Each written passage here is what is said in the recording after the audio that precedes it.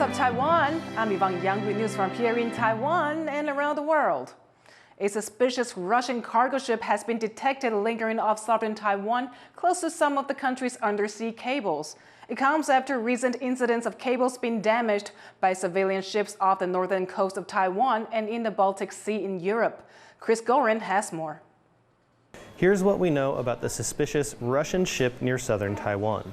The Vasily Shushkin, a Russian-made cargo ship, is flying the flag of Belize and is registered to a Hong Kong company. Public data shows its route, leaving Russia's Far East, docking briefly in Busan, South Korea, and then heading near Pingdong County in southern Taiwan. The ship stayed in that area for over 3 weeks without docking in any Taiwanese ports. This raised concerns as the area is close to undersea cables critical for Taiwan's internet. Around 10 p.m. last night, it started moving north along Taiwan's west coast. As of this afternoon, it's now off the central coast of Taiwan, reportedly heading to Vietnam, weeks behind schedule. Taiwan's Coast Guard says the ship entered its territorial waters but didn't cut any cables. But the fact that it was loitering near those cables is cause for suspicion, especially after incidents involving Russian and Chinese ships damaging cables in Europe late last year and here in Taiwan earlier this month. TaiwanPlus spoke with Ray Powell at Stanford University, who tracks maritime gray zone activities, and here's what he told us. We haven't seen a lot of these loitering ships off the coast that just sort of wander around, whether they are looking for submarine cables, whether they are collecting intelligence. What exactly they are up to is, I don't know. But I am noticing an increase in activity off of Taiwan's coast. And I think it's something that's going to take a lot more study. We may find out more about this ship in the coming days, but the fact that it was able to linger in southern Taiwan for so long without much incident is surely to raise a lot more questions. Yisun Chen, Devin Tsai, Jaime Ocon, and Chris Gorin for TaiwanPlus. Taiwan has honored a former foreign minister of Lithuania for his help forging closer ties between the two countries. Gabrielis Landsbergis received the Order of Brilliant Star with Grand Cordon from Taiwan President Loitering. During his time in office, Lithuania allowed Taiwan to open a representative office in the Baltic state with the name Taiwanese, despite opposition from China. And he donated COVID-19 vaccines to Taiwan. Meeting with Lai, Landsbergis stressed that freedom-loving people should stand together. And I have a belief that this is the connector. This is the main connector between Lithuania and Taiwan, a feeling of freedom and support to each other. Taiwan thanks Landsbergis for helping strengthen ties. The United States is set to tighten restrictions on exports of chips and AI-related technology to stay ahead of the competition. This follows the Biden administration's continued efforts to limit China's access to advanced chips. Joyce Zhen reports.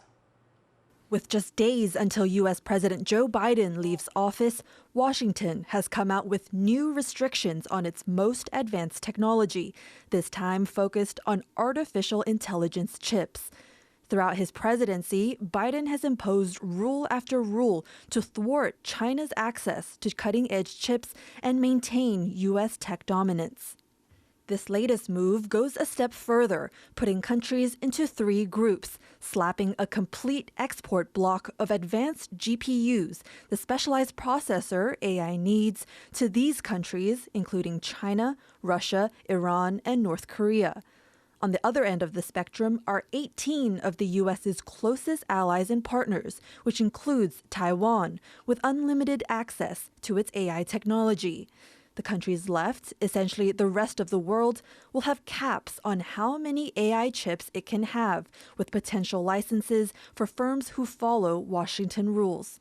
I mean, certainly it does seem like they're trying to get something out as sort of a last win for their administration. But there is, I think, almost a sense within industry and even governments that the United States just simply keeps asking and asking and asking other governments, other companies to play ball with the United States government without any actual sort of give back.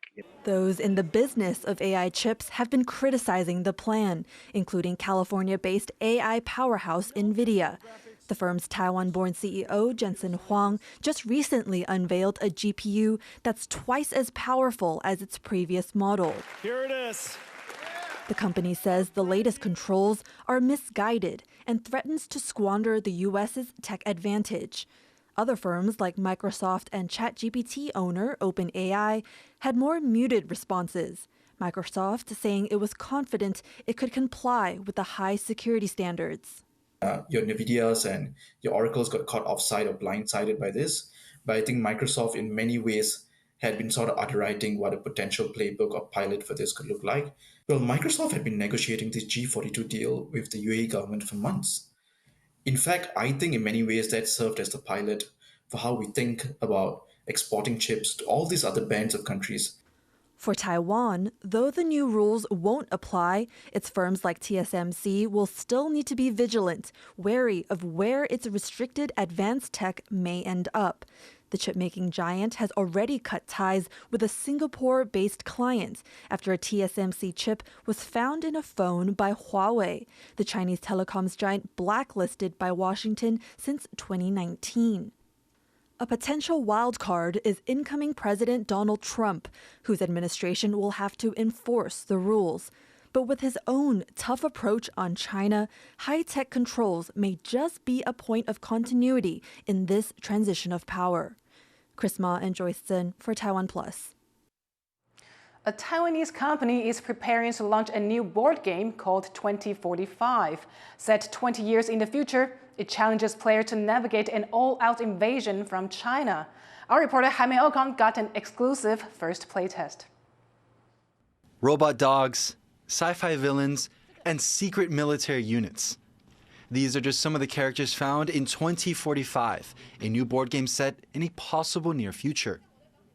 Although meant to be fun, the game's premise, China conducting a so-called special military operation against Taiwan, is deadly serious. TaiwanPlus was invited for an exclusive playtest with some key people from Mizo Games, its designer, ahead of its launch. 设计游戏的目的，第一就是要好玩。2045的话是一个现实主义的游戏，玩家只会有一个赢家。它算是第一次台湾用自己的视角，台湾的 view 去看这一个台海的一个冲突。 Participants take turns playing out scenarios where China's military, those are the pieces in red, fight Taiwanese forces in green. There are also side missions where players have the option to support unification with China in return for points. Every player begins with a secret role, ranging from spy to weapons dealer to prominent public figures.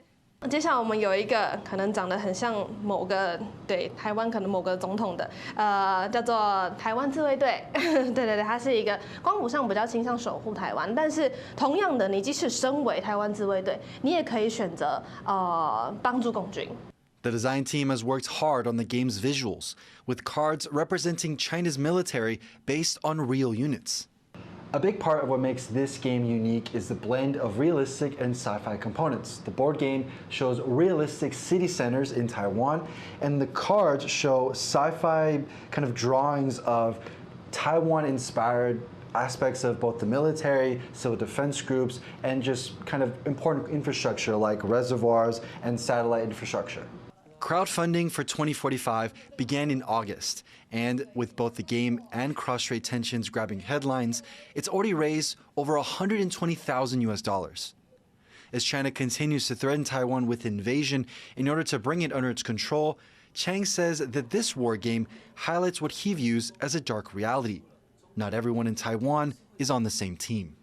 不必须要合作的，那这件事是我们故意的，对，就算我是一个台湾人，我们做了一个就是一个 war game， 但是在这个游戏中，其实我们是故意用realism 的那种方式去呈现说，其实战争非常残酷，然后我们到最后，这个游戏的最后是有可能中共赢的，而且几率蛮高的。 Despite the game giving players the option to sabotage each other to gain points, KJ says he's inspired by a common trait he's noticed amongst Taiwanese players. 如果是台湾人的话，他们会比较 unselfish， 他们会想要让台湾赢。可是让台湾赢就有可能会让自己的就是名次往后退。对，但是大部分的台湾人他会比较想要我要团结，我要 fight back。With the first batch set for release, the designers at Mizo Games hope their project sparks awareness about the realities of war, offering a platform for discussion and a chance to learn about its harsh truths firsthand, all while allowing players to have a bit of fun. Luffy Li and Jaime Okan in Taipei for TaiwanPlus. An Yilan County family is holding tight to a tradition of hand-making high-quality gongs. The family's workshop is beloved by percussionists and is now in its third generation. John Van Trieste takes a look inside.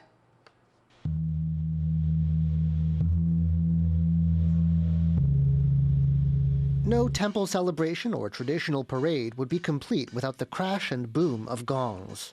And these beautiful bronze creations are a staple of the contemporary stage too, with percussionists pushing their sonic possibilities to their limits.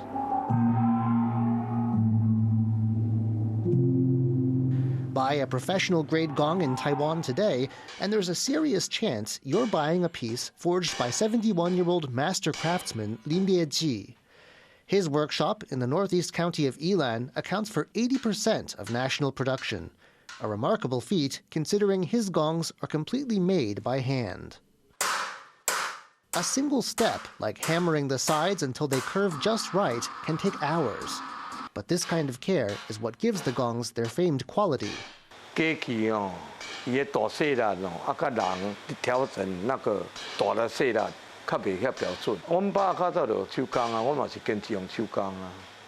family enterprise got an unexpected start in 1947. A local traditional music troupe had a gong in need of repair. Lin's father was a skilled ironworker, but had no real idea about how to go about fixing a musical instrument.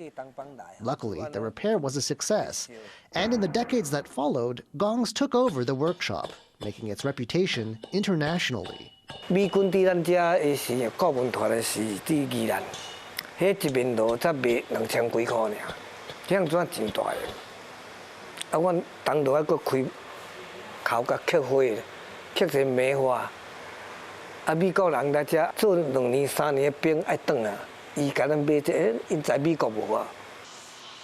With orders pouring in, the Lin family of 5 was swamped with work, even continuing to toil through the weekend. Though the heyday of demand for handmade gongs may be past, the company is still going strong, thanks to orders from demanding percussionists who know this is the place to get just the sound they want. There are large hanging gongs, carefully hammered to adjust their pitch and tone.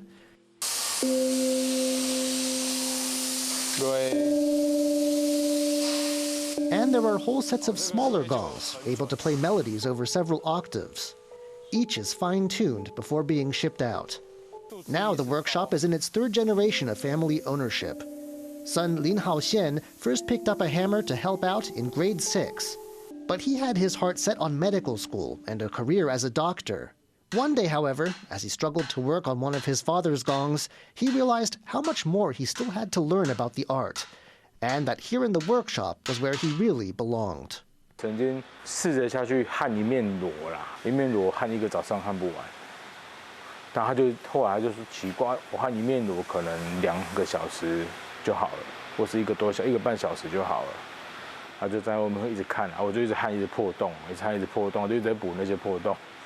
Having a son to carry on the business is something that makes the elder Lin happy. Old age and years of testing gongs at close quarters have left him hard of hearing. The family hopes to keep the business going through more generations, cementing its place as a center of traditional culture and refined technique.